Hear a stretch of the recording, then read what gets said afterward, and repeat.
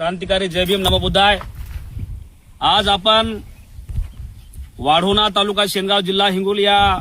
बुद्धभूमीवर या ठिकाणी उपस्थित आहोत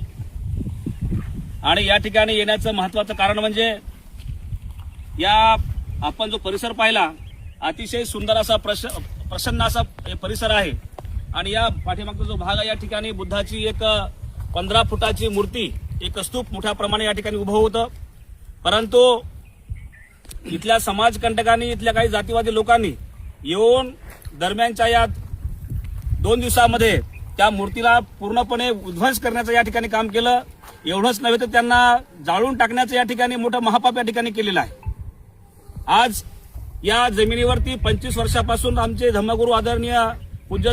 बुद्धकीर्ती भंतेजी या ठिकाणी उपस्थित राहतात।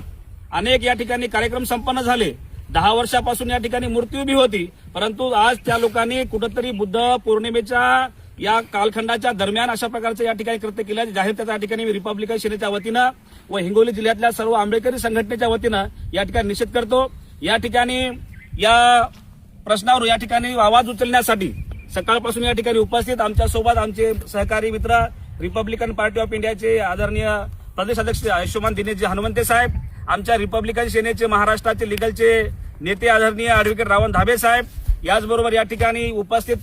आंबेडकर चळवळीचे नेते आदरणीय प्रज्ञावंत मोरे साहेब, याचबरोबर रिपब्लिकन सेनेचे सन्मानित जिल्ह्याचे आमचे अध्यक्ष आयुष्यमान राजूभाऊ इंगोले साहेब, याचबरोबर या जिल्ह्याचे रिपब्लिकन सेनेचे जिल्हा महासचिव आदरणीय मेजर सिद्धांतजी गायकवाड साहेब, काँग्रेसचे आणि भीमशक्तीचे आमचे सहकारी मित्र आयुष्यमान विशाल इंगोले साहेब, औंढा नागनाथ तालुक्याचे सामाजिक कार्यकर्ते डॉक्टर चंद्रमुनी पाईकराव साहेब, आमच्या रिपब्लिकन सेनेचे तालुक्याचे सचिव आयुष्यमान संजयजी वाकडे साहेब, देशमुख साहेब, औंढ्याहून या ठिकाणी आलेले आमचे